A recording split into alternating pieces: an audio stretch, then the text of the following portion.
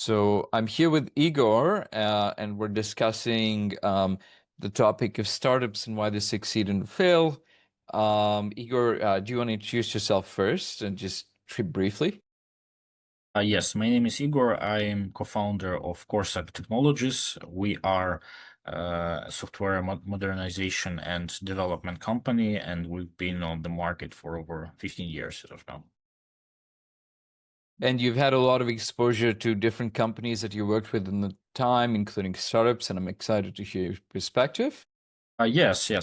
Startups industry is one of our targets, and we've been working with startups for all this time. Like at least half of all of our clients are startups, and I personally oversaw the development of several dozens of projects for startups, which were usually software product startups, and that's why I do have some.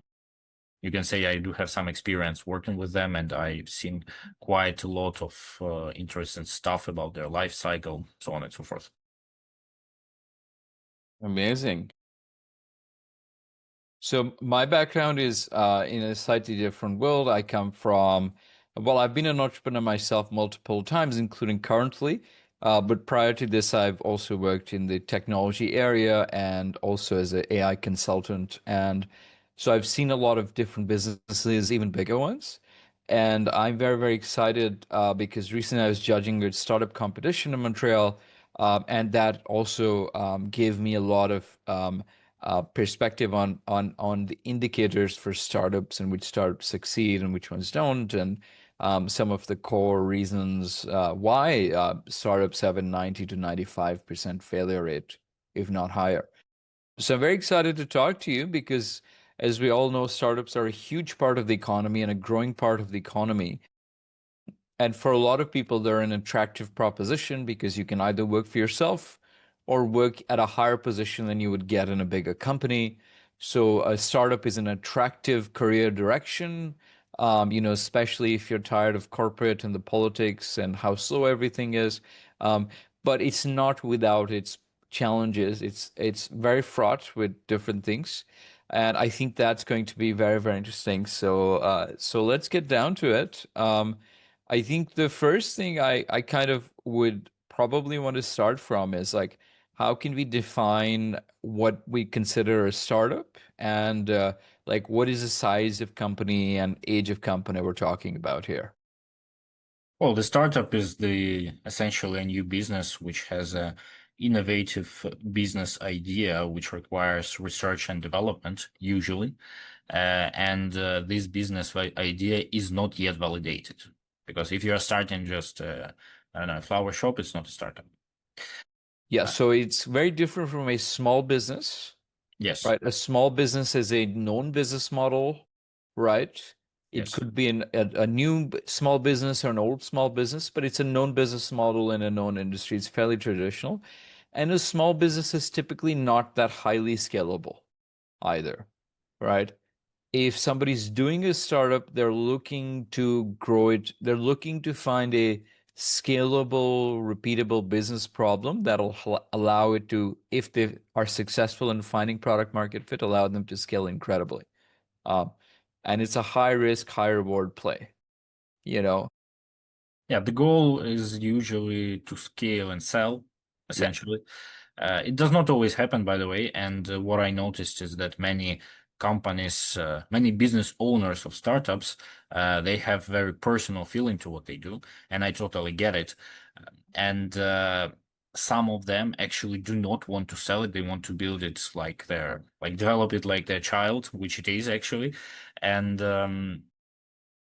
I would say quite a few companies do not want to just to sell it, especially those who come up with a really innovative idea, which is something personal to them, which is something that is related to their experience, to their maybe it's something from their previous career, maybe it's something completely new, but it's usually something they're passionate about, and very often they do not actually want to sell. I would say that those who want to sell earlier are usually startups who take not a safer path. They're usually something which looks like more a traditional business. Those are the startups which want to sell faster, because the idea is just you start, you scale, you sell, you get to the new one. Those who are very passionate, they don't want to sell too fast. They want to be in that. They want to see it developing. Got it. No, that makes total sense. So, yeah, so I think that scaling and exiting, let's focus on those kinds of startups more. I think the startups that start as startups and then become personal passion projects and the goals have changed. They're still businesses. Not everything that starts as a startup remains a startup, right? Yeah. And some of them get into gray area that's kind of hard to, between a small business and a startup, it's kind of hard to parse out. But actually, that brings me to the first major problem that I see with most startups is they don't have a clear business model. And prior to that, they don't have a clear core problem or core value proposition. It's just what the thing that the entity itself is very confused. And they're going in, they think they're pivoting, but it's really it's like spaghetti. They're not pivoting. It's just a spaghetti situation. Um, and I think that there is a lot of those startups where everybody's confused, and those are not startups that will succeed. Pivoting is a good word. I would say Yeah. pivoting is something that is related to startuppers who are not the first timers. When you have some experience, that's what I saw, at least. Again, I did not do the startups myself. I did the service for the startups for quite a lot of them. And they are conscious about pivoting when they have experience doing it and when they know what stages they need to go through to decide to pivot, how they need to prepare, and what are the triggers to pivot. When we're speaking about passionate projects, which are like almost 100% of first-time startuppers, those are passionate projects. They don't yet know what pivot is. And what they do is initially they come to you with their vision and with their passion, and you do something essentially which they just like, and they may not have a very clear business offering yet. And then when problems start to accumulate, which they do always, and they see that something doesn't work, they try to grab onto any possibility around them. But I wouldn't exactly call it a pivot. It's more like a Yes. chaotic action where they try to grab different opportunities not to fail, and it's Yeah. understandable because they Yeah. don't want to go bankrupt, and this is how you get a sales-driven company, right?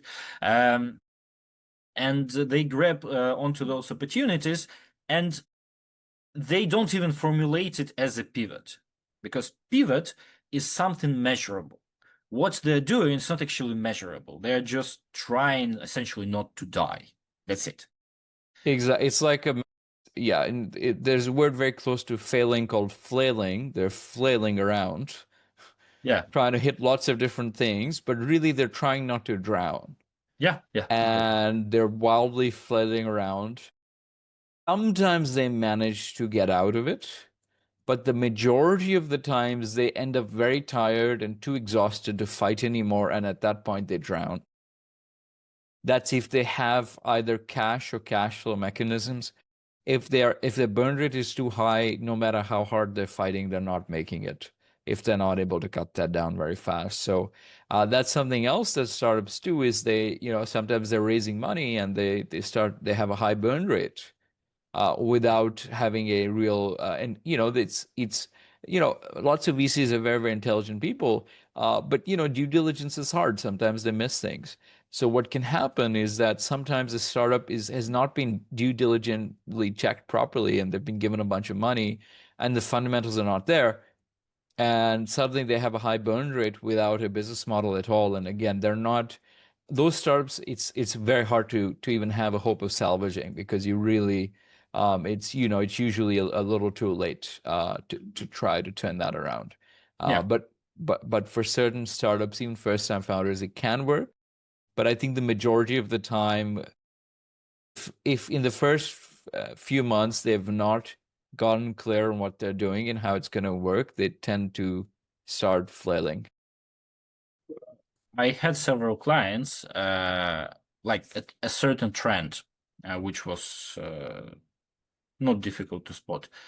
When they get their first money, or maybe not even their first money, what they try to do often is they try to build a cool company, and they are celebrating building a company. They like the idea that something becomes a company, and the focus is on the process, on the operations, not exactly the outcome. And very often this burnout, it happens because they're not really focusing on the outcomes, and they're not thinking about it as a business that needs to make money, though they're speaking about it, but they're not actually doing it. They focus on hiring good people, which is a very good thing to do. Establishing proper processes, which is a very good thing to do. So on and so forth. But at the same time, they do not focus on their business offer. They do not really know their market. They're trying to sell and establish and spend money on marketing and sales campaign without first validating their client portrait, for example. And if you look from the side, or even if you look from the inside, it looks fine, but they make those classical mistakes of focusing on operations and celebrating the fact that they're kind of a company, instead of remembering that it's still a business and that they need to be very cautious, and they need to focus on their main value proposition, and they need to be completely sure about that. They need to be completely sure about client portrait. They need to be completely sure about the market, and they often miss it. And that's one of the main reasons which I saw to be the reason why they fail. So they start well, they look well, they make good presentation, they get the funding, they start building a company, they give reports to their investors, the investors like it, the company seems to be functioning well, they hired some good people, but all of that is like, it's fuss. But the Yes. goal, the core, it's not still there. And when the core is not still there, later usually everything breaks. That's one of the main reasons that I see. And also, another one is they often claim what they are not yet. Yes. So they say that we're a software company. You're not yet a software company. You are essentially a founder with a vision who hired a contractor like us, for example. And that contractor actually did all the stuff. And that's it. Right. So if you lose the contractor, or if you change the contractor, you can lose everything what you've done already, though you have the code. Right. But you don't have the knowledge, for example. And you're not Yes. yet a software company because you are not actually managing the process. You're just outsourcing the process. And they need to, startups need to be very conscious and very open-minded about that, I would say. They should not think that they can easily build a software company, and they, for example, very standard situations, which I see.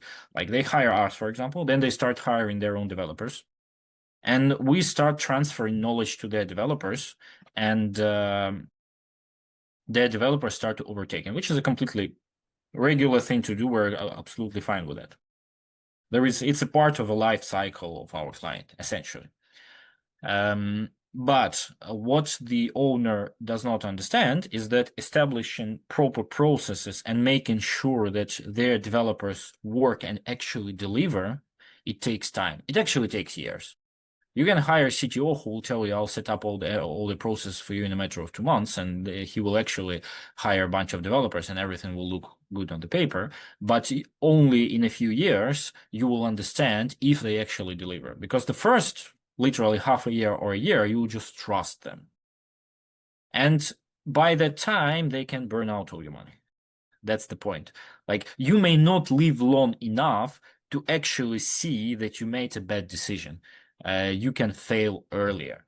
And this is an extremely, extremely common problem, especially for software business owners who don't have experience in managing software teams. Like, you can have a great business idea, which solves, like, let's say you have an accountancy software idea and your idea works well, and you hired the company and they did the job, and you have an MVP and you released it and it's fine. But as soon as you start transferring it to your to your developers. Now, instead of only solving the problem of your product, you need to solve the problem of building a software company. And that's a hell of a thing to do. Trust me, we did it. It took so many years to make things work right. Well, and I will never tell that it's easy. It's very, very difficult. And this is where they overestimate their power, you know. You need to be cautious about that, and you need to be able to admit that you don't know everything yet. You can have great idea, doesn't mean you can build a software company. Yeah. Something like that. That is a very, very good point. I think part of that, look, a startup, as we defined it earlier, is a business it's really a search for a business model in a problem space. And if that business model is found, the idea is that's going to have huge return. Um, and it's okay if the startup fails, because if it works, there's a high upside. And what you want to do is be able to iterate fast and validate that business model quickly. And if there is no business to be found in that model or problem space, then you can pivot. And if you are good at testing hypotheses and you can test 4 to 5, business models, problem spaces, etc., your chances of succeeding go up rapidly. What most entrepreneurs do, however, is they have an idea, they become pregnant with that idea, essentially. And then before they carry the idea to term, they're not willing to give it up, right? That's a very difficult balance, because I cannot tell names, but one of my like I've seen some clients who have the idea and they are married to this idea, and yes, exactly. They believe in it and it seems to be feasible, but what's the problem? Like what's the main conflict, in my opinion? The main conflict is that you actually never know where you tried hard enough. Yes. Because you may think that, okay, I tried everything, but you actually didn't. Or you may think that, no, it's still worth trying, but you actually already tried everything feasible and possible that could be done. And that's a very big problem. And that's why one of the important conditions for a startupper is to be very entrepreneurial, which is kind of completely obvious. Like that's a captain obvious statement. But people with a specific or technical idea, which may work well on the paper, may not understand that apart from implementing their solution perfectly well, they also need, for example, to do incredible efforts in sales, which they never did. And again, I have a client who has been building his startup. I mean, it's hard to call it a startup, but it's been like almost 10 years already. And they're still searching for their market, but at the same time, he already tried so much stuff. He made calculated pivots. And apart from having a good business idea, he takes incredible efforts doing networking, going to conferences, to like outreaching to various types of clients. And what is much more important, he's constantly studying in the industries where he wants to be. For example, he wants to go to I don't know. Let's say he wants to sell it to marketing. He studies in marketing. He works with marketing companies. He sees what they're doing. He literally asks them to show their operation, to ask how they're doing stuff, and then he makes some conclusions. And that's why the ship is going. And very often what I see is you have a technical idea, you implement a solution, but then not enough efforts are taken for sales, because they're not properly estimated, because the person who had this vision does not have sales background. He did not have any experience promoting stuff at all. And the idea fails because it was not properly promoted. That's it. Yeah, and that can happen. So I think, going back to the core thing that we talked about, I think the right way to understand a startup is it's a science project more than an art project or something. Okay, it's not. It's what you want to do is you want to control as many of the initial conditions, experimental conditions as you can, and then test the core hypothesis as fast as possible, and either refine your core theory or thesis, or abandon it completely if it's unfeasible. So what you should not do in a startup is, spend 2 months arguing about a logo and brand, spend 3 months hiring developers and trying to like in-house all the what you should not do is do all the parts of a startup that are very complicated, because as you said, what you don't know is, did you put in 100% effort or not, and is that why the idea didn't work, or because the idea didn't have legs, right? And the more failure points you introduce by doing more things that you don't understand very well or that are complex to set up, even if you're pretty talented at software, it's still a very hard thing to set up. um, the more unknowns you introduce, the more you actually have no idea why the startup failed. And the biggest failure in a startup is actually not failing in the startup, it's not knowing why the startup failed. That is actually the biggest failure you can have in a startup, is having no clue what didn't work or why. So the first thing you want to do is define what is the core idea that you want to discover in the market, if it's going to work or not, and try to control everything else. Now, marketing and sales is super important, especially in the B2C area. If you're doing a B2C startup, you have to get the marketing right. If you don't get the marketing right, it's not going to work. What you can do in that area is you can start the product development and marketing simultaneously, and you can see which marketing messages people are responding to before the product is ready. Have a wait list that people can sign up to, have videos that you can do. You can even before you invest money into building a product, you can spend 3 months testing different markets and marketing and customer interviews and stuff, just to see where the problem is, if you're doing it as a side project while you're working full time or something like this. Um, but really, what you want to do, if it's especially if it's B2C, is validate as fast as possible. And either you need to keep changing your marketing or which customer profile you're going for, or your product idea itself has not much value.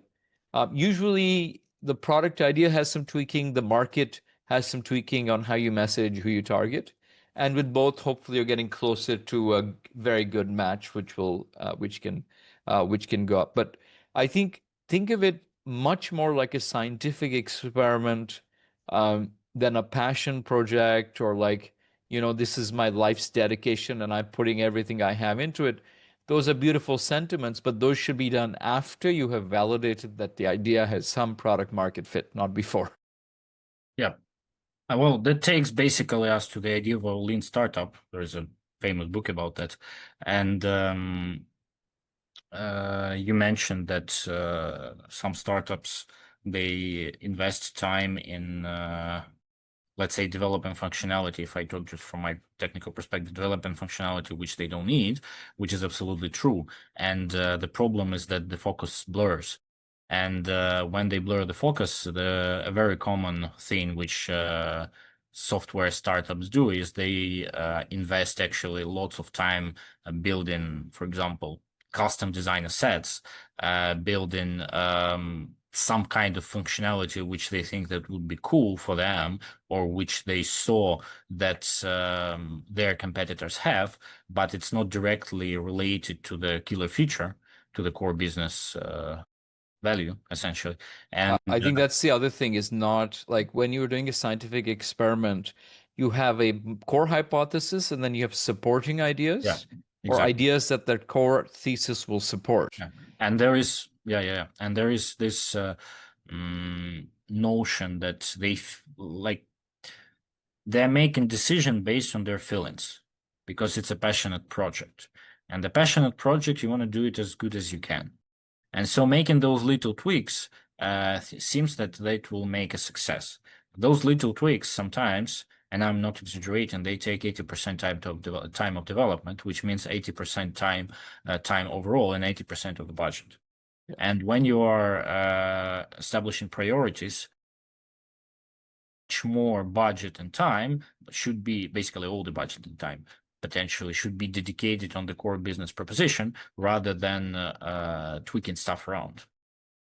This is how they burn their money. This is how they burn their money, and it's very difficult to explain it to them often because, again, it's a passion project. Yeah, Me, let me, unless a product or feature is a dying need from a customer, unless they have a burning desire for it, unless they're going to stop doing business with you, right? Or some customers not going to buy from you because you don't have a feature. Unless that's the case, it's not worth building any new features initially. It's really about focusing on what is the core, like here's, let me reframe it, right? The focus in a startup is about the customer. You should have an obsessive focus on the customer, not your product and not your passion thing behind the product. Okay. If you want to do that, you want to be passionate about a product, you want to build that perfect product, and you think if you build that perfect product because you're a customer yourself and you know that you have such a pain in this area yourself and you want to solve it, you can be a solopreneur and build that for 5 or 6 years, and when that product is perfect and ready to launch, you can go to market and succeed or fail, you don't know, but that's a whole route you can do it. But if you want to do a startup where it's not like I'm solving my own pain and I know exactly what I'm doing and I will listen to nobody else because it's something that I'm doing this because I want to solve my own pain. Unless you're doing that, and most people are not doing that, you should be obsessively focused on the customer. And the thing that you're trying to find out is what problem does the customer have that is painful, that many customers like that have, that they're willing to pay for, not just on a one time, but on a recurring basis, ideally. And if you cannot find the main thing that you can solve that's easy enough and feasible for you to solve that they're going to pay you for over and over, it is not worth doing that idea at all. And you can skip all the features and just move to either a new kind of customer or a new problem for the same customer. I have a client who is a good example for what you're saying. And again, I cannot say the names, but the idea is the guy is a solo entrepreneur and he has a very big product, which if you take a look at, you would never believe that this is a product of one person. And there is only one person in the company who actually owns it and manages everything. Like we as a contractor build everything. That's clear. But there is no specific sales. There is nothing. There's no operations. There's no, like, there is customer service, which he outsources, and it's like one person part-time, something like that. It almost doesn't count, I would say. It's not even like exactly part of his company. That's sometimes he gets frustrated. I wonder if he will listen to it. Sometimes he gets frustrated that, oh, why things are not going so fast as I want. And I cannot tell him, like, man, you're already doing great. I mean, you're a sole entrepreneur managing all of this leviathan of a business. And I think it's perfect. But what he does, well, what's the point? Why I'm making this point is he personally does customer service sometimes, not all the time, because he cannot manage all the customer service. He literally has hundreds of thousands of clients, hundreds of thousands. And this gives him all the time very fast feedback and focus what's actually going on and what they actually want. And what I seek in communicating with him, that every time that he faces some kind of major problem, and we've been working with him for a long, long time, and he can see it in the customer feedback right away. He talks to those customers, he asks them questions, he gets information from them. And this is the most valuable thing that we can get. We cannot get anything more valuable, like our vision, like the vision, like the technical trends, all other stuff, what competitors do. It's all in the background. It's cool, but it's on the background. The most important thing is knowing your customer and talking to a customer, getting the feedback from your customer as much as it's possible. And when he was providing it for the customer, and that helped him again to build for a long time, not fast. It took literally many, many, many years. He has hundreds of thousands of clients, and he opened the markets which he never thought he would open. Like he started essentially with a product for podcasters, but then this product turned to state service. He would never think to point the product in a direction. This product turned to aerospace, which is not connected to what he was doing at all. But it turned out that it actually does solve his problem. How did he figure this out?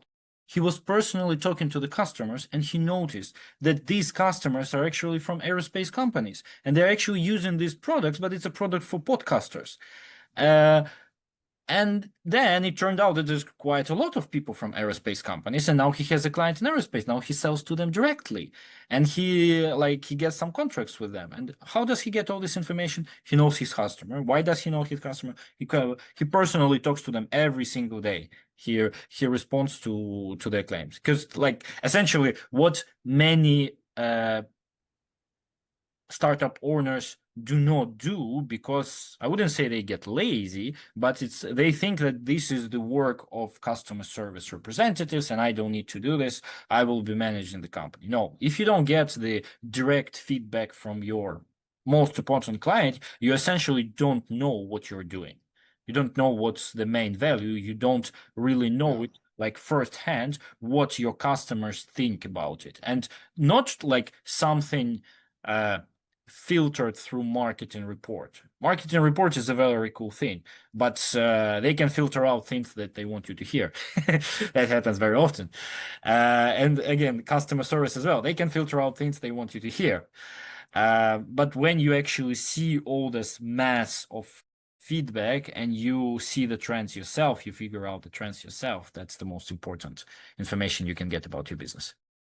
I couldn't agree with this more. The secret to scaling any business, new or existing, is to understand the customer better than anybody else does and better than you did yesterday, and staying aligned with the customer's needs. The best way to build any product is figure out what customers need and build that. And if you have new customer sets, what do they need? What are some alterations to their requirements? If you're an existing customer, what else do they need? Or do they have a bigger problem behind this problem that they're already getting a product for? But I think the focus on, if there's one thing to be passionate about, it's solving the problems that your customers have in the medium to long term. If you can be passionate about that, you will have a very high chance of success compared to being passionate about almost anything else when it comes to doing a startup. And when you obsessively care about your customers, and they've done this, like they've had engineers go talk to customers when they're a very engineering focused company, and inevitably things improve. That's how all these smartphones started having colors. They didn't used to have colors. But I can't remember if it was Apple or another company. They had their engineers go talk to people, and the engineers came back, oh, number one feature we need is colors on our phones, because people are literally begging us. So then they came out with colors for their phones, and as we know, that's a huge piece of personalization that I wouldn't have guessed in the technology area. I've never cared about the color of my device, but turns out a lot of people care about the color of their phone. It matters to them. Yeah. Yeah. From my personal, from my operations, for what I do, because we sell through direct outreach, we try to sell through tenders, we sell a little bit. We did sell in the past through Upwork. We don't really do it that much now. It has lower budget, but still, what I do all the time, every single day, literally every single day, I spend 15 or 20 minutes on Upwork just scrolling through the project and see what are the trends. I don't want to read the trends in some kind of article. I want to see the trend myself. And when, for example, the ChatGPT was released, then you can see it's released immediately. Next day, you have 50% of project people are asking about ChatGPT, and you see what they're asking. And you see what's the focus. You immediately after that, you see it for a while. Now you see the new trends appearing. You see that they become, for example, more reasonable. Somebody already burned their hands and they already did some crap. Now they're asking something better. And if you do it all the time, years, every day, literally spending 15, 20 minutes a day, because for me, looking trends at Upwork is essentially looking for the trends of my customers' needs. That's exactly what I do. Fantastic. And that gives absolutely invaluable information. I mean, Imagine you delegate that to your marketing person or your sales person. I did, and then I Yes. stopped doing this. That's the point. Like I want, like there was a point when I stopped doing it myself. I delegated to the person, and they were doing some work. It did not work out very well. I tried to fix what they were doing. I tried to review what they were doing, and then I understood. This is the thing I must do myself. Yes. I never give it out to anyone else because I want to have first-hand knowledge of that. And I Yes. need to be able to formulate those conclusions myself. You cannot do it for me. If I don't do it No, myself, yeah. I'm lazy. That's There, it. yeah, exactly. There's nobody who can do it secondhand for you. You as Yeah. a founder always need to, even 10, 20 years into your business, you need to have some contact with your customers directly. It may not be every day if it's if it's an app, but once a month you're doing something where you're going to talk to a bunch of customers. That you have to have direct contact points with your customers, even if it's not daily. If it's daily, I think especially in B2B, I think it's fantastic. And in a fast-changing world like software development, especially now with the rise of AI, I think it's very important that you're on the pulse of it, and that cannot be delegated. I think it's important if I have salespeople in a company, I want them to also be looking at that so they understand what the context of what they're walking into it. But I would even say if every person in the company is looking at it, including the engineers, I think nobody like I think that time is well invested. I don't think it's poorly Uh, spent. I have a friend who had a service consulting startups as well.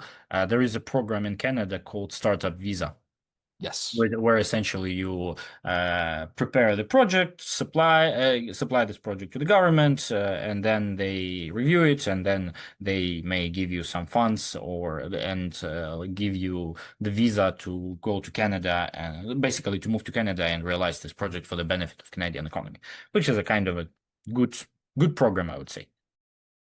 And he was specifically consulting preparing those applications. And he's been doing it for a while. I don't know how much time exactly, but probably more than a decade he did it. And he told me specifically, it's kind of like training your own AI stuff.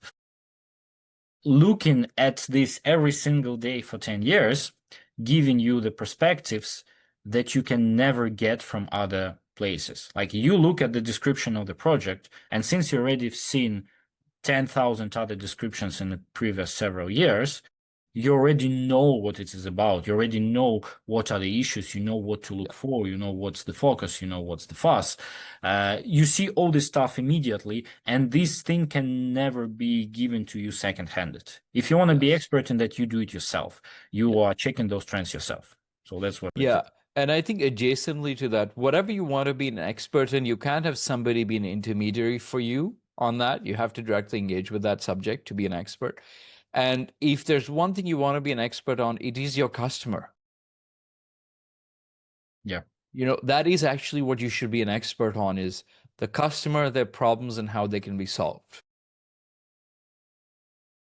you know that is your expertise as a startup owner is not how do I fundraise, not how do I run my operations really well, not how do I build the best technological this thing. All those are important, okay, and they can to some extent be delegated.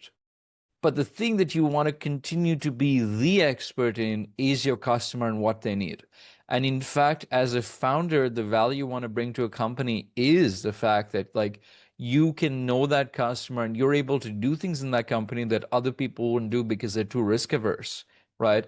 Sometimes you may change the whole direction of a company because it's going to suit the customers better, right?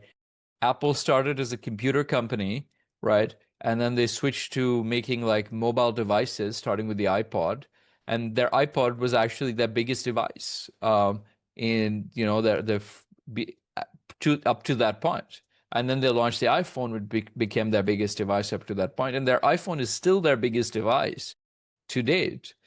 Even though their MacBook is a very important business, all these other businesses are very important.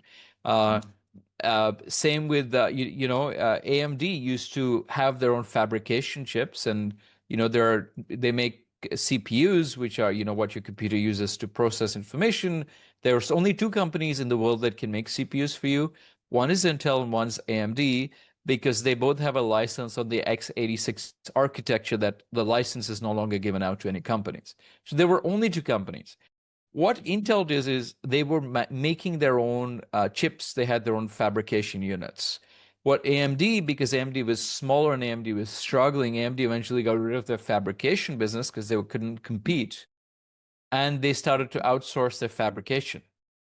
Now, that's a radical move, but they realized customers don't care about fabrication. Customers care about CPUs in their machines. And as it happened, because AMD could reduce their expenses and also use superior technology because the demand in chips kept growing, so the economies of scale kept shifting, AMD was able to use TSMC's superior fabrication and eventually beat Intel. And AMD was trading like in 2012 or 2008, 9, it was trading at like $2 a share, $3 a share. Now they're at like 70 or something. It's incredible. Intel's gone the exact opposite way. They were at 100 and something. Now they're barely hitting 20s. These are very approximate. I haven't checked recently. But these are dramatic things that can happen in a founder-led business. And Lisa Su of AMD is very close to the originators of the company. Intel's gone through more management changes and management layers. And what tends to happen in a company over time is as management takes over more and more, they lose direct understanding of what the customer really wants, and they're unwilling to take the bold moves to make that happen. Yeah. And yeah. And that basically takes us to the question of leadership in a startup, which is also a crucial point for its development. What I've seen, and like what I've seen in the company that I'm with now, and because I'm a co-founder, I have another person who runs the company together with me. And what I've seen in many startups is a leadership of the company, specifically the CEO or the owner. He must be the key. How to say that properly? He must hold all that knowledge and all this understanding of customer communication, on all this understanding of the product. Otherwise, he will not be able to hire people who will follow him or her, essentially. That's why he needs to be the person who can passionately speak about it for hours. If you're getting into the company and the CEO is kind of detached from everyone else, you do not treat this company as your home or as a family or whatever you want to call it. Like, you will not have any personal feelings about the company. And this is something that startups need to provide because startups hugely rely on the first several people they are hiring. Later, when they get bigger, that may not be that much important. But first, several people may define if they fail or if they succeed. Because if those hires are wrong, the startup may lose lots of money and lose lots of business opportunity, time, so on and so forth. And this idea of leadership, that startup owner must be the most passionate person in the company, he must know everything better than anyone else about the product and about the clients, not about the technology, not about some other stuff, but specifically about the product and about the client, and must be able to speak hours and hours about this. This is what you, again, this is what you see in all the successful startups for sure. It's never a startup where the CEO is kind of detached from the company and just gives tasks and then doesn't really communicate. It's the CEO who always on top of everything, CEO who delivers the vision to the staff, the CEO who can motivate other people, and that's actually very important. Those are like, big words. I don't like speak about success and all those skeptical stuff. I think this is crucial. That's actually crucial. Yeah. And founder-led sales and founder-led company, right? Yeah. And the passion has to come. Your customers have to believe you they have to feel your passion, not about the product, about them, right? About the belief in what you're doing for them, right? Yeah, and people who work for you must believe in you. If they Absolutely. don't, they won't do a good job. Because at the end of the day, in a startup, and if you're ever thinking about working for a startup, it's a great experience. You learn a lot, but keep a few things in mind. It's not a work-life balance situation. Okay, you're going to work more than a big company. You're going to be paid less. And some of that payment may actually be in the form of equity, and that equity may become worthless very fast if the startup fails. Yeah.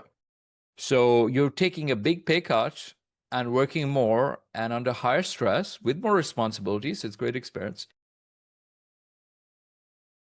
Try to, and if you do not believe in the team or you don't believe in the founder, it's probably not worth doing. And you will not give it your all. And again, for a founder, if you're not able to inspire people by the vision and get them to believe in what they're doing, it is so hard at the beginning. It is so unlikely that it will succeed that unless you're able to get people to do impossible things. Steve Jobs was supposed to have a reality distortion field. And people wanted to, even though he was a total asshole and nobody could say, people still wanted to work with him because he could see the future and he could make you believe it. Right? You need that quality as an entrepreneur. When Sam Altman got fired by OpenAI, I think 90 some percent of employees signed letters to have him come back. Right? That's somebody who's able to inspire people to believe in the mission, even when, building an AGI made no sense. And then OpenAI became like one of maybe the fastest growing company in history. Yeah, and especially you need this leadership to go through hard times, and the entire life cycle of a startup is hard times. It's always Yeah, hard times, never yeah, easy. yeah. You can become maybe you're a unicorn, but that's the one chance in a million. Otherwise, you're not a unicorn, and that will be hard times until like several years later, because very often you hear like, oh yeah, we have these plans for the next 3 months, and we'll start capitalizing, and then we'll break even. No, you're not gonna break even in 3 months. You're not gonna break even in a year. You're gonna be failing and failing and failing and struggling and suffering. And if you go through all this stuff, maybe you will actually be good. Yes. And to go through this stuff, people need to believe in you. And if they don't, that's hard. That's very hard. Yeah. You don't have anyone to rely on, and bearing all this on your shoulders is And that's the other thing most people don't talk about is the stress of being a founder is 24/7, right? yes, it It's is. not like being an employee at all. Like you're like, oh, I'm gonna be working for myself, no boss, nice. And then it turns out when you work, you're responsible for everything that fails in your business all of the time. Yes, that is true. It's not only about startups, it's generally business owner Yes. stress. Yes. I had several cases when I received contracts after writing applications on the project after the midnight, and I had this trend myself, and now I became anxious about actually doing something late at night because I did have several projects which I received only because I wrote something after the midnight, and that was like that's a disturbing experience. You understand that in reality that's just a coincidence, and the chance of the client accepting my applications that I wrote at 2 p.m. is the same as this my application that I wrote at 2 a.m. But still, you kind of like you get anxious about it all the time. And yes, that's absolutely true that all the failures are your failures. And you take them very personally. And that's why sometimes you get very mad about them and you get Yeah. very frustrated about them. And it's not about life, work balance at all. There's nothing of that here. And, I kind of just accepted it for a while. Just that you cannot really expect it to have any work-life balance if you're a business owner. Crucial, and if you try to have work-life balance, you're still not going to enjoy, like if you take some time away, you're still going to be stressed. Yeah, you will always Right. think that you Yeah. worked too little and you failed because you didn't do well enough, and and then it will disturb you even more because now you understand that you didn't fail due to objective reasons, but failed because of you. That's worse. So that's what Yeah. that's what it is. Now, so there's a couple of things I want to say, of course. One is it's the amount of, so the reason a lot of startups fail is because the founder sucks at running a company. And what I mean by that partly is they don't realize how much it takes, Yes. right? And if you've been an employee for your whole life, even if you worked for a few startups, an employee has no idea how, like you have to work about 10 times harder, at least maybe, or let's say approximately, than an employee does. About 10 Yes. times. Yes. And this is not something you can imagine. First, a lot of employees have the perception that the boss kind of does nothing, right? Yes. Absolutely. Yeah. And then the other set of employees have the perception, okay, fine, maybe the boss does some work. Maybe I'll work twice or thrice as hard as I'm doing now, right? But at least I'm going to make some, I'm working for myself. All the upside's mine. I'm going to have so much money. I'm going to tell other, like just 2 to 3 times harder. It's going to be hard, but maybe I can do it, right? People are not prepared that it's literally approximately 10 times as hard that you have to work. And you have to take so much more personal responsibility. You have to be so much faster at getting things done. You have to be so much better in every area: sales, marketing, hiring people, managing people, talking to your customers, dealing with problems and dealing with your customers, organizing your time, prioritizing. All these skills, finances, all these skills, legal, all these skills you never even thought about it as an employee. You have to get rapidly not terrible and then rapidly at least sort of okay at some of the non-core ones and pretty damn good at some of the core ones. Otherwise, Yeah. Yeah. And what is overlooked by people who never tried to run a business is I'll try to use proper word, the existential dread of constant threat that everything will fail tomorrow. And like you hire a person, like at the beginning of my career, I was employed. And you enter the company, you look at the company, they look cool, like they're working. That's the most important. They have clients, and everyone is kind of, it's not like relaxed, but it's like kind of a usual process. Yeah, there are some problems, like there are some deadlines, maybe they were not met, but it's okay. We can do it next week. We can explain it to the client, and everyone's kind of go to work and everything's kind of stable. But when you look at it from the top, you understand that deadline that was not met means you can lose this client. If you lose that client, your entire company can collapse. And it's not just like those 5 people who work on this project. That's another several dozens people just because the budget doesn't work anymore. And this constant threat of this is the constant understanding of the threat from failures, which people do not have when they are, well, let's say in the trenches, when they're just doing when they're just doing work for the company as an as employees. And that is a very big risk, and that is a lot of stress, and many startuppers are not ready for that. yes. And that's why they may not be able to make reasonable decisions, or they overlook some stuff and they simply do not have skills. That's why you need to study all the time. You literally need to know something about accountancy and something about legal. Yeah, at least some top stuff, top level stuff. Yeah, not something very deep, but you need to understand something. And you do not have the right not to, because if it fails because you didn't look, now it's still your failure.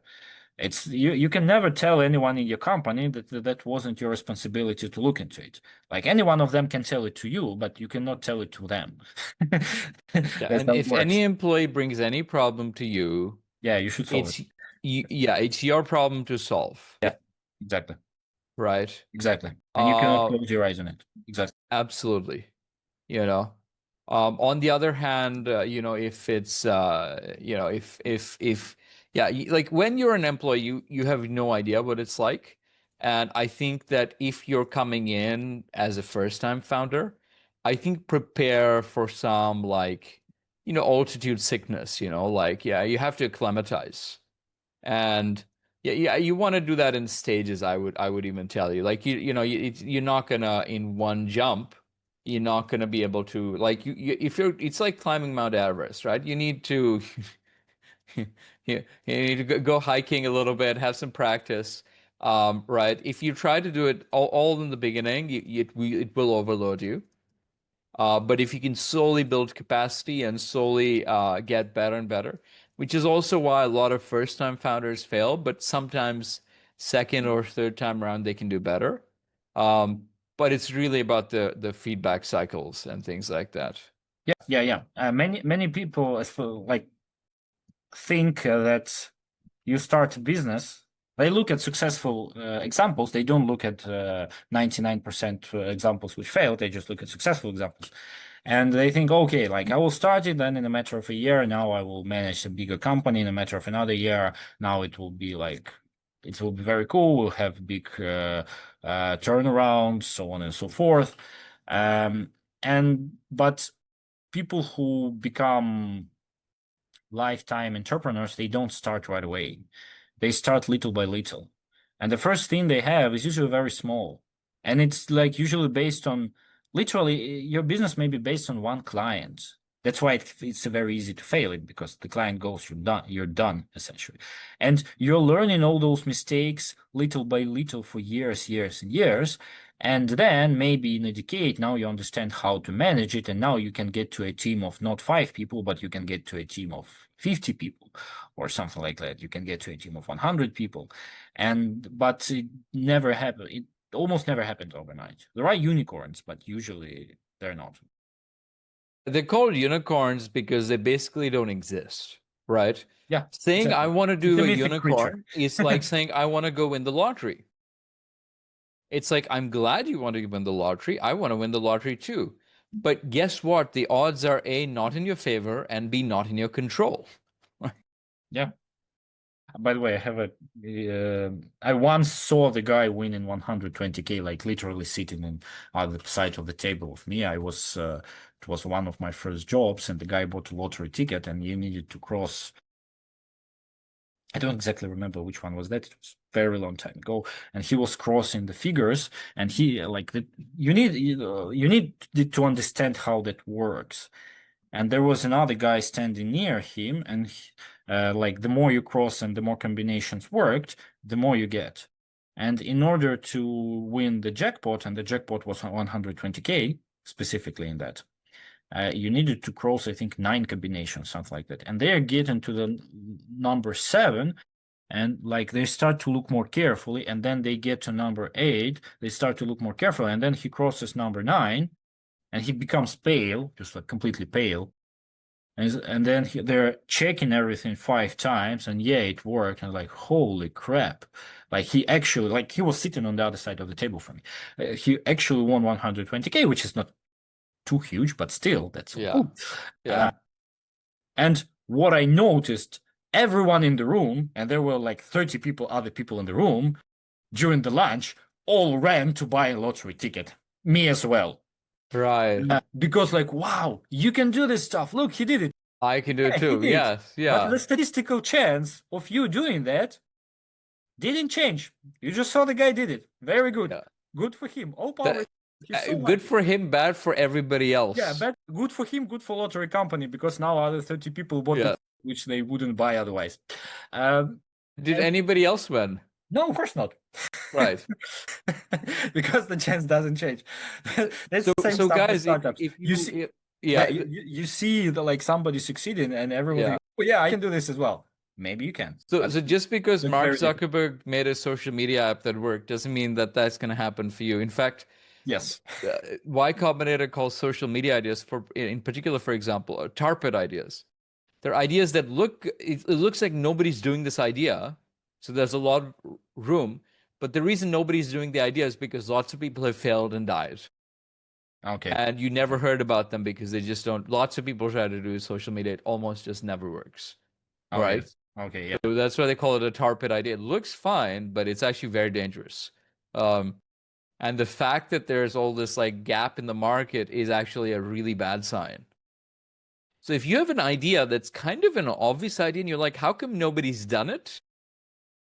Lots of people have died doing it. You just never heard about them. Right? Yeah, that's a good. So it's the same with these lottery tickets, right? You see the one person who you don't see the homeless people. I've met people who are literally homeless on the street because they kept playing the lottery. And they're like, I just want somebody to give me like $1,000 or however much. I know how to buy the winning lottery ticket now. I figured it out. I figured out how to get the right. There's people who believe this stuff and they're on the street.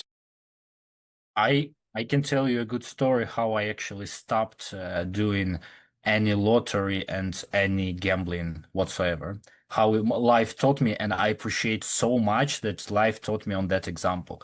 Now you're I'm just an entrepreneur, huh?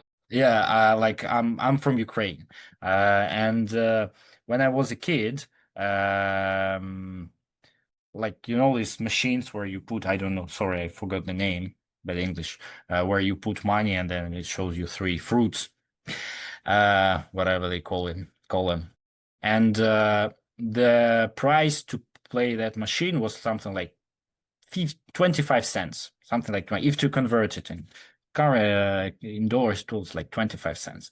And pocket money for a day, I got like maybe 50 cents pocket money, something. So I could spend it on that machine, but kind of pointless. But I could do it and they just appeared. So like I was in grade 7 at the time. And it was very popular among boys in the class to go play those machines. And I had a friend, my classmate, and he had more money. And uh, I went to that place, and in front of me, he lost there like $25. For me, $25 was more than the price of the um, birthday present I would expect. That was huge money. I never had $25 by that time myself. Like maybe if all my grandmas would give me money, maybe I would collect That's 25. 50 days of pocket money, right? Yeah, that's Almost two 50 months. days of Yeah. pocket money. That's a lot. Yeah. That's huge amount for me. Yes. Absolutely huge. I was still buying food for my pocket money. Because Right. that's why I was given pocket money to buy food at school, essentially. Right. And he lost those $25. And I looked at it and I was so shocked. I was Right. like, that's so stupid. I mean, I could buy toys and stuff for the $25, which would make Yeah. me happy for Right. quite a while. Right. Just lost all this money there. And I'm like, no, to hell with it. I'm not playing this stuff. It's stupid. And since then, I'm not really playing. Yeah, sometimes once in 2 years, I can spend $2, I, but I thought you went to Vegas and lost tens of thousands of no, dollars, but no, but no, no, no. it's not. I went to Vegas. I went to Vegas. I spent there less than $100, obviously losing everything. And I did it just to critique so that my Yeah. wife does not eat my brain that, okay, come on, we didn't even play anything. Okay, I Right. spent $100 here. I'm done. I don't even want to play anything. I went to I'm not Vegas. entertained. I didn't play a single thing. I had not a single thing. I was like, just that my room, I'm not touching it. Just I had friends who played. Some of them actually won money, and I'm like, great. I'm not a dummy though. Maximum I won in a lottery was $50 once. I won $50 once. I spent like five again, like once in a few years. I still buy a lottery ticket because people say, "Oh, come on, you should buy it." Like, okay, whatever. Yeah. But like maximum, I won $50, and I know that statistically, I'm not gonna win a jackpot ever anyway. Yeah. There's no They point. designed it specifically to fool your brain's reward system. Of course. If every once in a while you get like you get some, and then once in a while you get a pretty big payout, but it's still really small, right?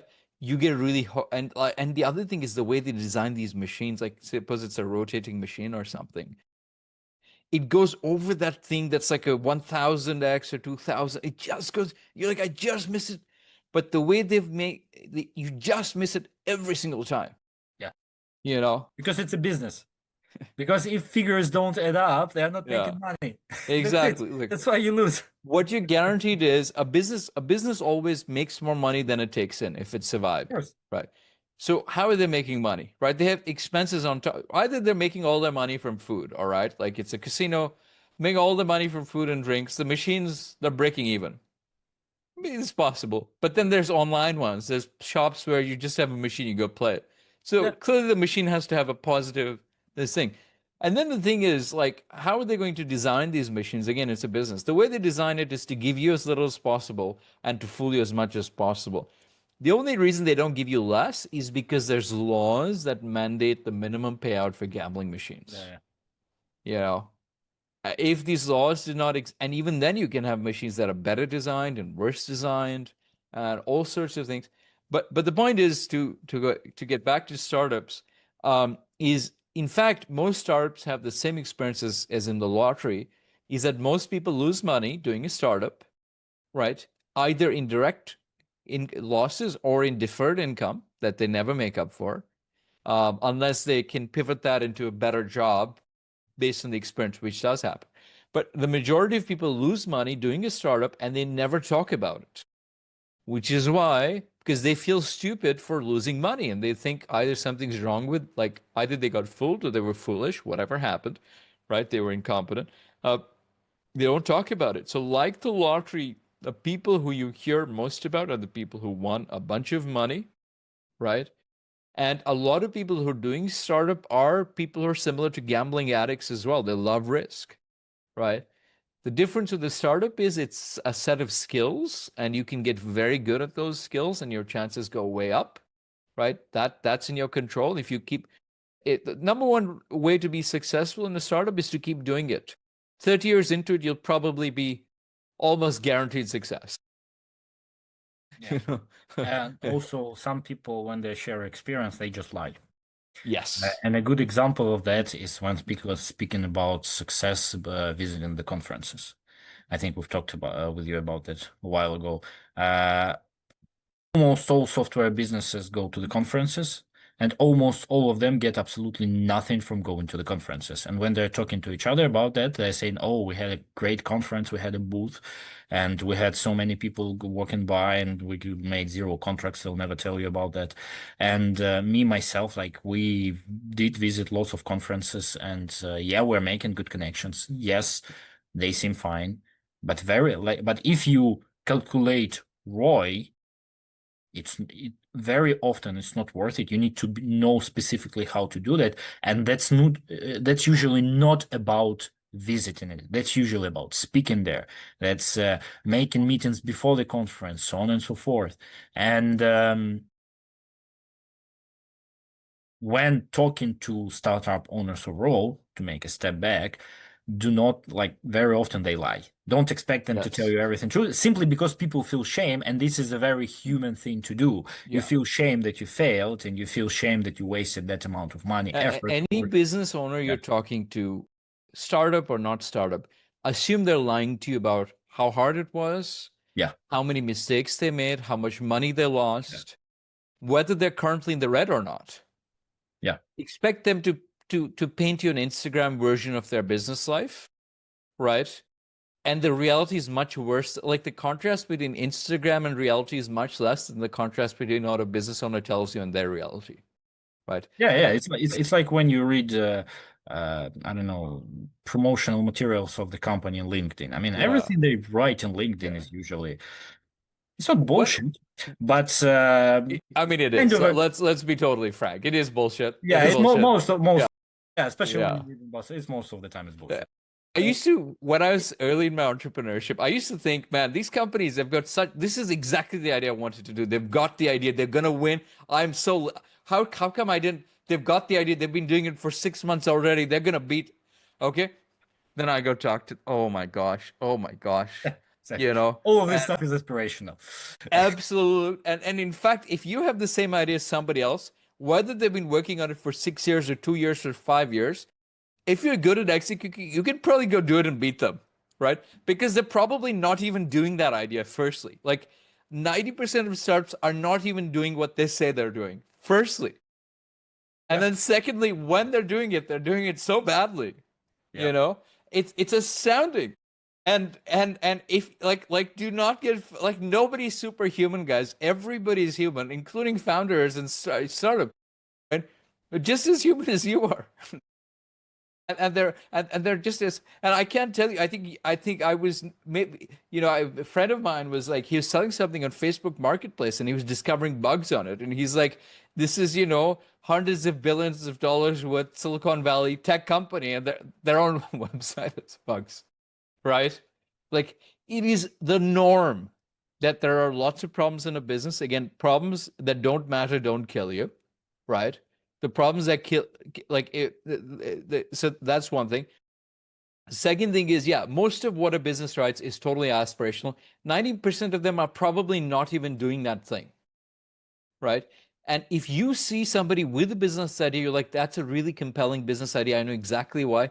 They probably just wrote some words. They don't even understand what they've written or why it's significant, right? So feel absolutely safe to go do that idea.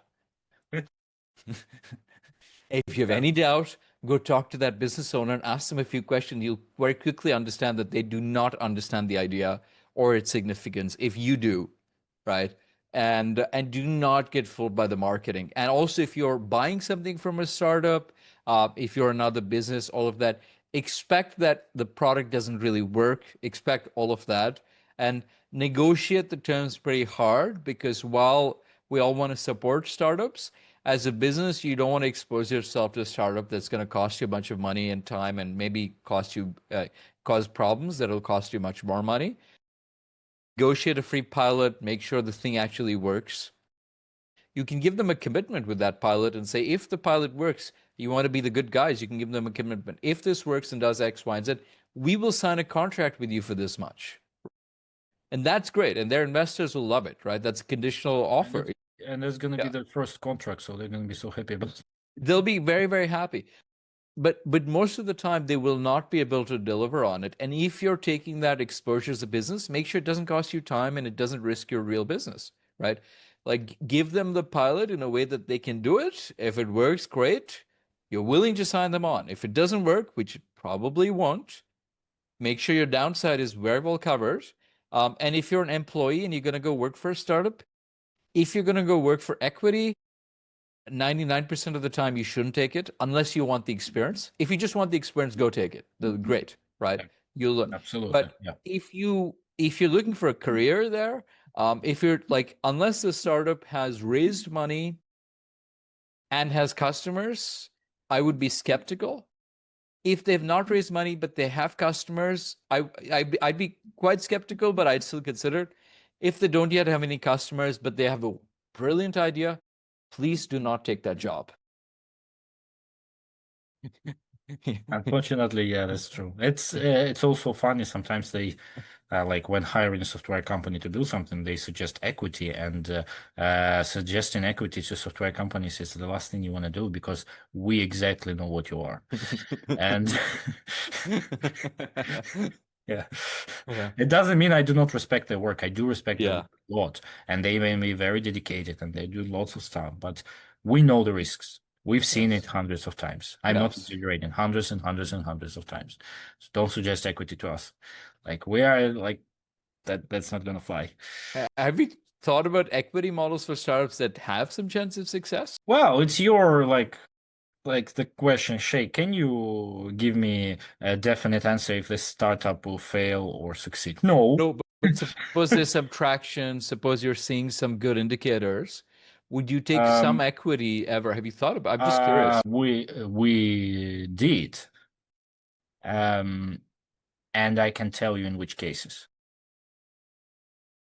At all, We're still expecting, but it may actually.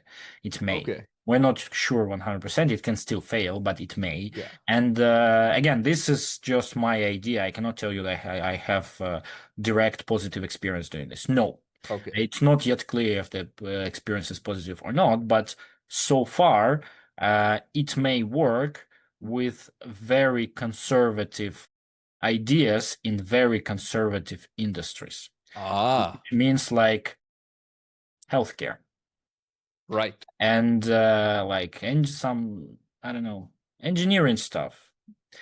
Something that is similar to what already existed, but does not exist. Let's say it's a service and it does not exist in a specific region due for whatever reasons. And you know that this business model works.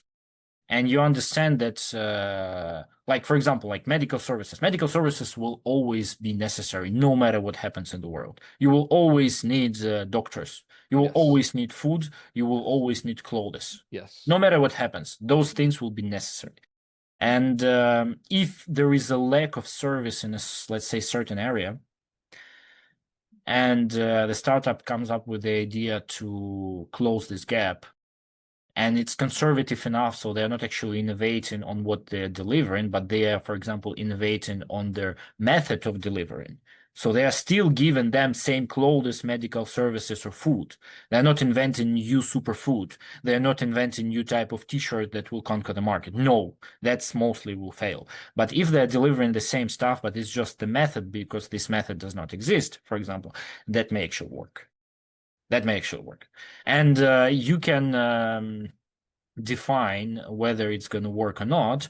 First of all, looking at their competitors, apparently, but also I would say, I would never take equity from start. Yes. Oh, Yeah, I no, 100% you agree with never this. take Yes. equity from start. But at a certain stage, when you see how the owners of the company are working, you see like how much they are dedicated, you see how professional they are, and you see that the domain is very conservative. Yeah, Yes. you may try. Yeah. I think it's worth because your upside is it can be high and you can spread the risk by having a few and you're not taking zero cash from them. They're still Yes, paying yes, you, exactly. You still you know. you Yeah. already got something from them. And you're still, Maybe, yeah, yeah, yeah, yeah, hopefully you're above your costs, right? But yeah, some of your upside that you would get, some of your margin, you're converting some of that into equity yeah. as a potential play. And I think if you do that across 10 to 20 companies that are not awful investments, you have some shot of having good upside from that. Also, you can do it for the same reason that you would take equity as an employee to gain experience in that domain. And Yeah, the upside of that is when you take their equity, you become their guy. And right, they share everything with you, absolutely everything. And you right, can be present at their meetings. You can be, uh, well, basically, you know their contracts, you know their problems, their actual problems. You actually know how they solve it. You know their actual issues with, let's say, their employees, how they made presentations, what's the legal regulations in the industries which prevent them from doing stuff, which is something that, for example, I, as a software company, usually have no idea about. And right. unfortunately, lots of startups have no idea about their business. What are the legal regulations? And if you want to get experience in that domain, that's a good thing to do. So take it as an investment. So this you taking equity from them is your investment in your own knowledge in this domain. And if they work for a while, you can take the advantage of this experience for years and years and years. Yeah, and you And can that's go actually after valuable. companies in that area. And again, when you like, look, people think sales is about convincing somebody. Sure, that's important. Sales is understanding the customer. Again, coming back to that core, is understanding the customer better, more deeply in ways that other people just simply don't understand them. They haven't gone deep enough. And when you, as a provider, because Igor, what you're doing is not a startup because it's not a product business, but it is a scalable service business and all of that. And with AI, someday in the future, it might become more productized. We don't know. Um, but essentially, even in your business domain, it's the same recipe. And when you have gone that deep with a customer, when you talk to other customer profiles, they're going to prefer you over any other vendor by a factor of 10, maybe, by a huge factor, because you just understand it so much better and you understand the risk so much, and they can understand that you have substance. You know, their risk, because yes, they want to save on money, but they also want to reduce risk. And when you can demonstrate that in-depth understanding and partnership, they know that their risk is well covered, and that Yeah, because well, yeah, there's a book by Chris Voss. It's called Never never Split. split the difference. Yeah, Yes. Never Split the Difference. Yeah, I read it quite. I think I read it like twice. And that's what he defines as the goal of the negotiations is to get information. The main idea is getting information. So that's essentially what we're Yeah, talking and about. he said you look for black swans, and in every negotiation, there's like 3 to 5 black swans, like things you didn't know that Yeah, totally change the negotiation. And if you don't know them, and when you know some of the black swans in an area and you're a vendor, you can tell them some of which they'll know, some of which they won't know, that gives you so much credibility. yeah, yeah, absolutely. Yeah, and so I think that's one of the so I think this is a good sort of discussion for today, Igor. I feel very inspired that we should do a part two and get into some of these things a little bit more for next time. I think maybe same topic coverage, or maybe we can be more specific around what the follow-up should discuss. But how do you feel about that?